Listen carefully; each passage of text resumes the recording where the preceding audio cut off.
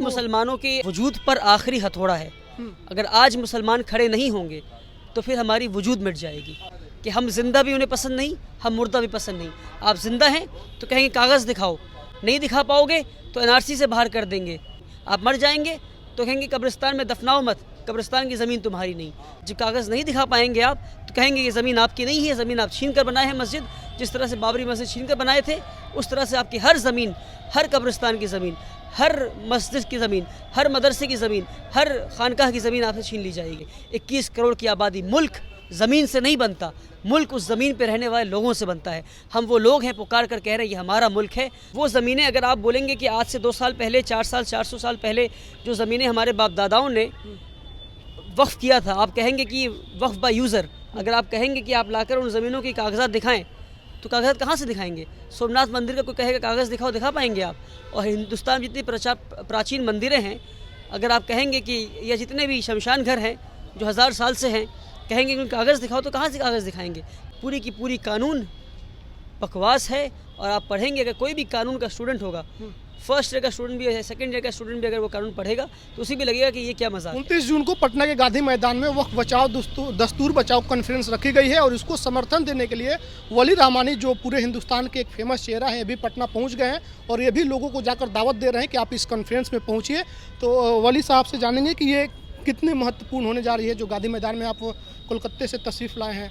देखिए, ये जो प्रोटेस्ट 29 तारीख को किया जा रहा है, उस प्रोटेस्ट और आंदोलन को समर्थन देने के लिए नहीं आया हूँ मैं, बल्कि मैं इसलिए आया हूँ ताकि ऐसी नौबत ना आ जाए कि मुझे अपनी बाप की कब्र खरीदनी पड़े। मैं खुद के लिए आया हूँ, मैं किसी के लिए नहीं आया हूँ। मैं सिर्फ इसलिए आया हूँ ताकि वो ज़मीनें जो हमारे बाप दादाओं ने अपने मेहनत और खून पसीने के कमाए हुए पैसों से ख़रीद कर अल्लाह के लिए वफ़ किया है, वो ज़मीनें हमसे छीन ना जाए, उन ज़मीनों को हमसे छीन ना लिया जाए।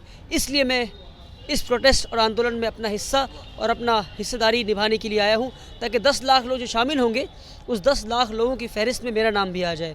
मैं जितने भी लोग ये वीडियो देख रहे हैं, मैं कलकत्ता से चल के आज पटना इसलिए आया हूँ, ताकि कलकत्ता से चल के पटना इसलिए आया हूँ ताकि मैं मेहनत कर सकूँ और लोगों को मैं रिक्वेस्ट कर सकूँ, गुजारिश कर सकूँ कि सारे के सारे लोग, पूरे बिहार के लोग उस दिन बस भर कर हर ज़िले से, हर गाँव से पटना के गांधी मैदान 29 तारीख को इतवार के दिन ज़रूर अपनी हाज़िरी लगाएँ।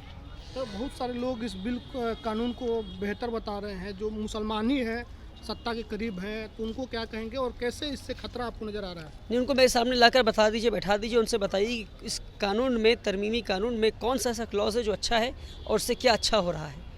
अगर वो एक चीज़ बता दे, और कई बार डिबेट्स में हो चुका है ये सवाल, और एक चीज़ नहीं बता पा रहे हैं। पूरी की पूरी कानून बकवास है। और आप पढ़ेंगे, अगर कोई भी कानून का स्टूडेंट होगा, फर्स्ट ईयर का स्टूडेंट भी है, सेकंड ईयर का स्टूडेंट भी अगर वो कानून पढ़ेगा तो उसी भी लगेगा कि ये क्या मजाक है। आपको क्यों लगता है कि कब्रें छीन जाएंगी, मदरसे छीन जाएंगे? ऐसा क्या आपको दिखा इस कानून में? नहीं, आप देखिए क्या दिखा, मतलब ऑलरेडी स्टार्ट हो गया है। कब्रिस्तान, वो ज़मीनें अगर आप बोलेंगे कि आज से 2 साल पहले, 4 साल, 400 साल पहले जो ज़मीनें हमारे बाप दादाओं ने वक्फ़ किया था, आप कहेंगे कि वक्फ़ बाय यूज़र। अगर आप कहेंगे कि आप लाकर उन ज़मीनों के कागज़ात दिखाएं तो कागज़ात कहाँ से दिखाएंगे? सोमनाथ मंदिर का कोई कहेगा कागज़ दिखाओ, दिखा पाएंगे आप?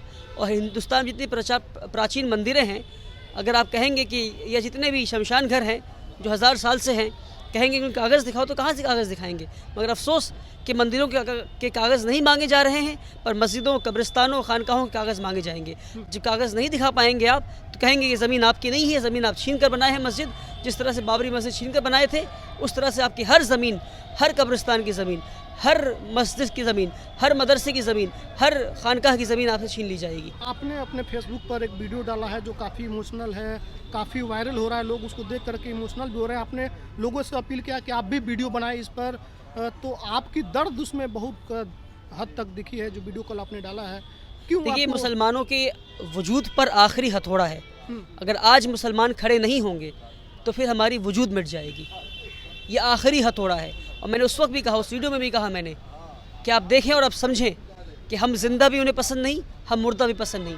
आप जिंदा हैं तो कहेंगे कागज़ दिखाओ, नहीं दिखा पाओगे तो एनआरसी से बाहर कर देंगे, एनआरसी लिस्ट में नाम नहीं होगा, तुम्हें दूसरे हिंदुस्तान से बाहर भेज देंगे, इस देश में रहने का हक नहीं तुम्हारे पास, जिंदा पसंद नहीं। आप मर जाएंगे तो कहेंगे कब्रिस्तान में दफनाओ मत, कब्रिस्तान की ज़मीन तुम्हारी नहीं। तो हमसे नफ़रत इतनी बढ़ गई है। आज हिंदुस्तान को आज़ाद कराने में, इस मुल्क को बनाने में 21 करोड़ मुसलमान जो रहते हैं वो बराबर के हिस्सेदार और बराबर के शहरी हैं। अगर आप हमसे इतनी नफ़रत करेंगे तो ये मुल्क बर्बाद हो जाएगा, ये मुल्क टूट जाएगा। मुल्क को तोड़ने वाली कानून है। हम इसलिए ये प्रोटेस्ट कर रहे हैं, आंदोलन कर रहे हैं, ताकि मुल्क को फिर से जोड़ सके।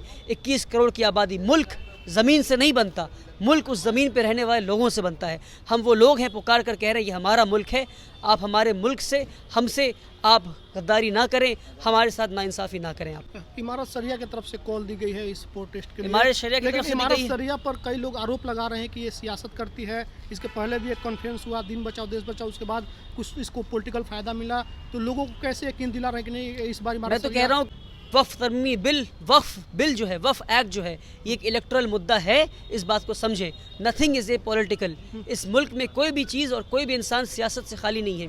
अगर इमारत जैसी तंजीम अपने आप को सियासत से पल्ला झाड़ ले अपना, तो फिर मुसलमानों का क्या होगा हिंदुस्तान में? सियासत में मुसलमान कहाँ रहेंगे? मुसलमान हो जाएंगे ज़ीरो। इमारत को सियासत में एक कलीदी, एक इम्पॉर्टेंट रोल निभाना है, और बिहार इलेक्शन आ रहा है, इमारत शरिया और अमीर शरीयत को इंश्योर करना है। चलिए, बहुत शुक्रिया। तो मेरे साथ वली रहमानी साहब थे, उन्होंने इस प्रदर्शन के बारे में बताया और उन्होंने बताया कि क्यों सभी मुसलमानों को यहाँ पर आना चाहिए।